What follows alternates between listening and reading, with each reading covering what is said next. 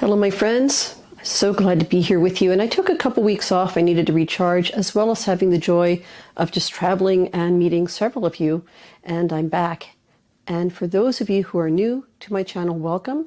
And what I do here is I share thoughts and teachings based on Native American spirituality for the purpose of hopefully helping you to improve the quality of your life and something to add to your spiritual practices.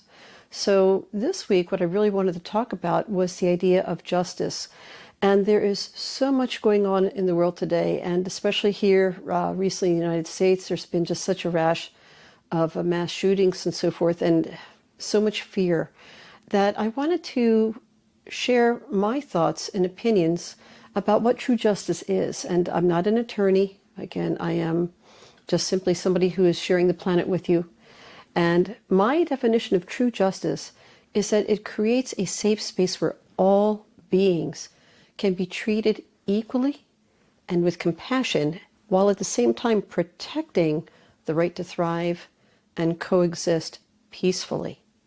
And so with this in mind, yes, the idea of justice is,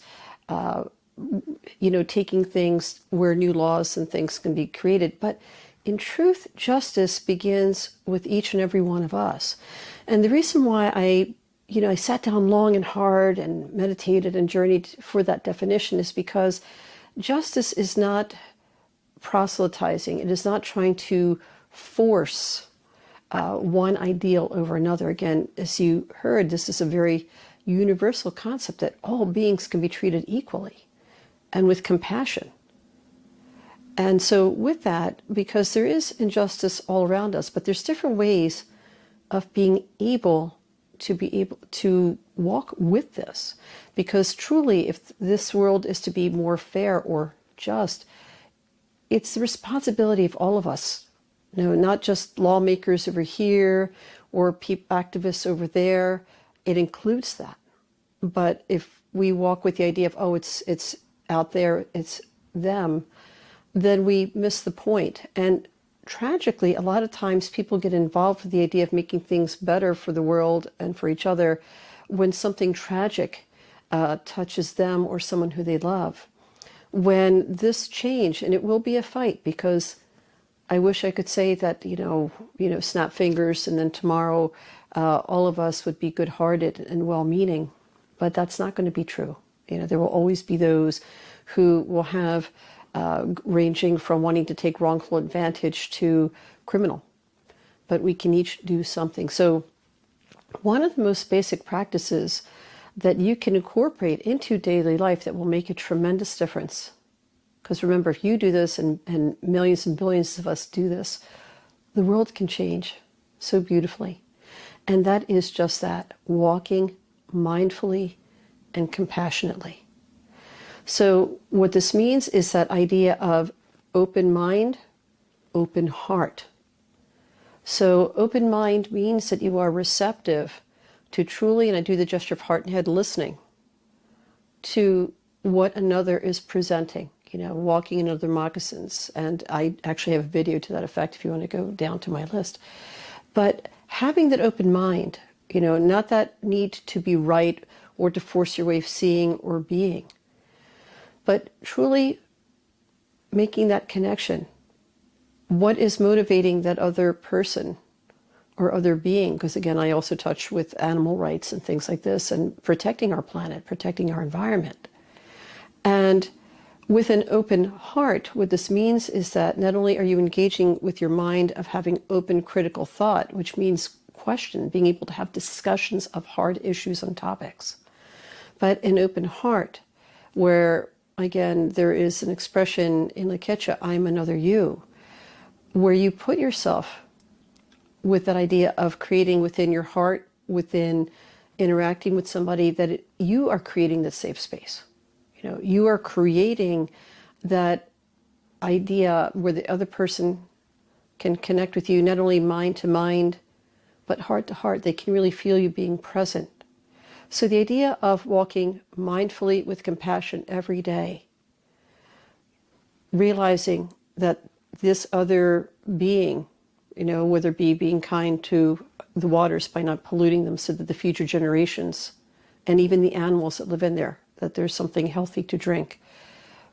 Doing small acts of kindness where there are so many people that are living in poverty, depression, mental illnesses and things like this, where just these simple acts of compassion to the every person, to the every being, helps to bring these scales in the sense that they can feel seen, heard, that they're not invisible.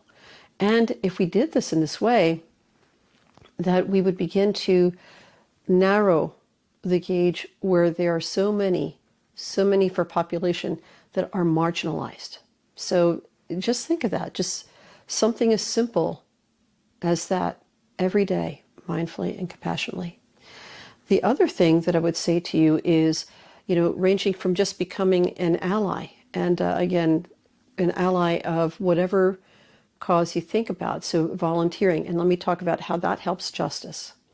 So from the teachings and from my way of seeing it, the Creator, whichever way that you view that superior force or the universe, we are each inspired to give a flying squirrel about something. It could be the elderly, it could be the environment, it could be that for things to be made in such a way that it is accessible for all people, but in a way that protects our planet. So we each have something that we give a flying squirrel about, that we care about. So when you do volunteer for helping, even if it's just to raise awareness, and that's a big deal, raising awareness. If you go further along that line of educating yourself and in turn educating others, then this also begins to balance the scales of justice, because in that regard, you are helping to, a lot of times justice can come accidentally through ignorance. I've had times people approach me, or they don't even realize it's cultural appropriation. They don't mean any harm. They just don't know any better. There's no malice in people's hearts.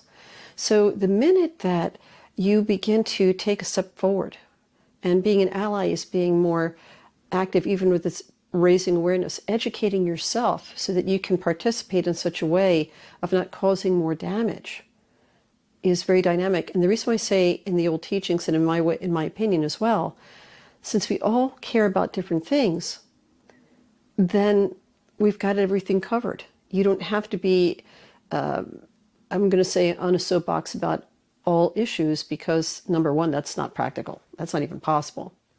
And you're not going to care about everything, But if you are more proactive about what you feel really matters, what you see is an issue that is not addressed enough, or an issue that you care about that you're not educated enough about, and take that time.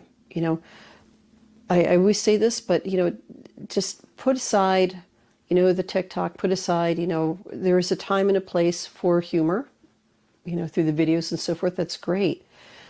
But use your time also, this another, going back to mindful compassion, is this education, raising awareness, and going within yourself and with others, ways that help to promote fairness, that help to promote an ease of suffering in the world. And I would say the other thing that I would like to say to you is, if you choose to be an activist. So with being an activist, it is a case where you can join a cause or you can create one. But the idea is exactly that, being active. And always, if you choose to go this route, because again, we go from the most, I'm going to say personal, which is the private practice of walking mindfully in compassion with all beings, to what I see is the middle of the road, where you are educating yourself and getting awareness, excuse me, for self and others, to where you are really going out there and you're making this, it could be to the point where it becomes your life purpose or your cause.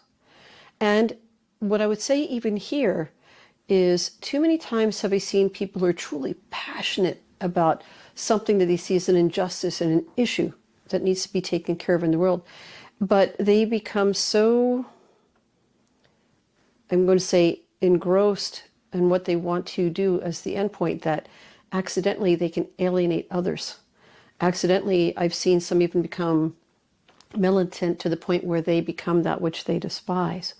So if you are drawn to be an activist, sit down and look at not only where you want for there to be, say, the end game. What is it that you want to have accomplished that you see to bring back more justice? But also pay attention to how you motivate yourself and others to get there. Because if you go the hard and fast route, sure, you might accomplish it a lot sooner, but with that, ultimately, there's going to be a lashback. But if you do it in such a way where, yes, it takes a lot of work, but you have people, you touch their hearts, again, that open heart, open mind that I mentioned previously, so they can truly identify with what you're trying to do, and they can participate in a way that they feel that they can. There's going to be varying degrees. You're more likely to be successful in being able to convince people, again, in a way that you see that needs to be more incorporated, so that the rights to thrive and coexist for, again, all beings is possible.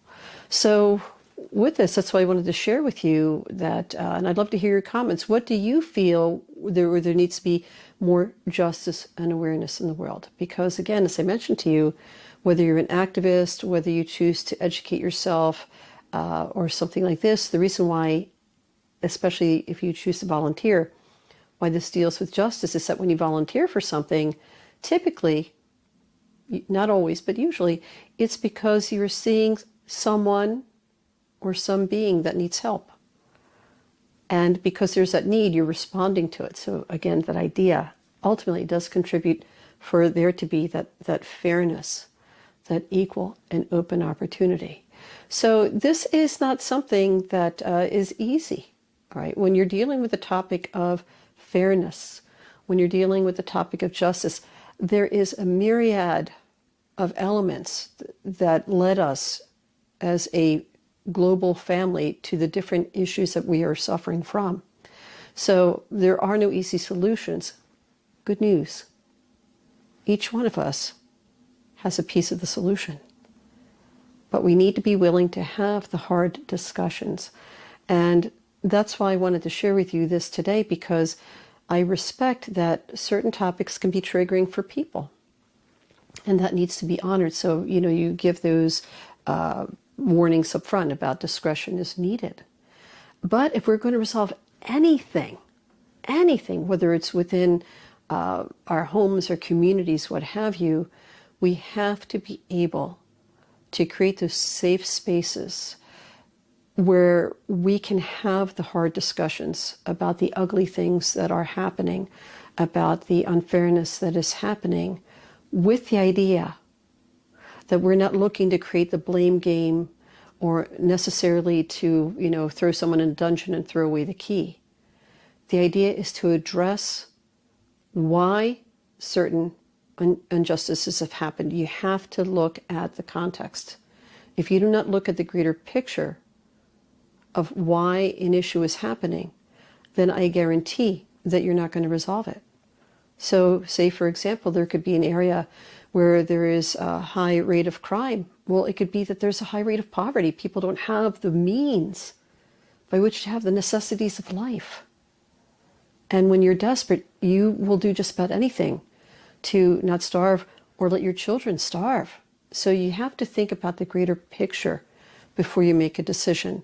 You need to be able to walk in the other person's moccasins. What are their motivations? Where did their thinking come from? And being able to listen, again, to listen with open mind, open heart, open critical thought does not mean that you agree. It doesn't mean that you are supporting. It means that you are being receptive. And then you can decide, do you support this or not? But at least you gain a greater understanding. And for me, that is one of the first parts for being able to include justice into your spiritual practice, is People need to be seen and to be heard. You know, there are so many issues where there is no voice for the animals, for the planet, that need to be seen and heard and understood. So that's what I would like to share with you, my friends, that, you know, we're at a time where I find it very wonderful on one hand that we have all this technology and ways of being able to connect that our grandparents and so forth did not have. But we have to be intelligent with it. You know, we have to be able to still connect with each other heart to heart, regardless if we do it virtually or in person. We have to be aware that there could be algorithms that are in the way. So go ahead, if you're going in a cyber way, find out, do your own research. Or if you're like me, I like doing that, and I like talking to people. So that's what I'd like to share with you, that we are in a place of wonderful communication, but we're somehow, they're always trying to hide the ugly. You know, so again, I agree. If something's triggering, tell somebody. If somebody's not ready to talk about a deep issue that they're working through, or as they see as injustice that touched them or someone whom they love, respect that. But if we are to move forward from this place of, I'm going to say, where there can be destructive chaos, and again, the social news media loves thriving and making us afraid from each other, the first step has to be being able to have these serious discussions, truly listen to one another. There's an old native teaching and saying, the Great Spirit gave us 2 eyes, 2 ears, but 1 mouth, which means we need to observe and listen twice as much as we speak. And so with that, my friends, I would love to hear your comments as to what you feel are things that there needs to be more awareness, where even if you have certain contacts that you would like to share with each other, and perhaps even stories that you would like to share of how you helped to walk with justice, or help for there to be more fairness in the world. So for all of you, again, I really appreciate you. Thank you so much for spending time with me. And also, too, if you found this to be useful in any way, please drop me a like. I always appreciate when you subscribe.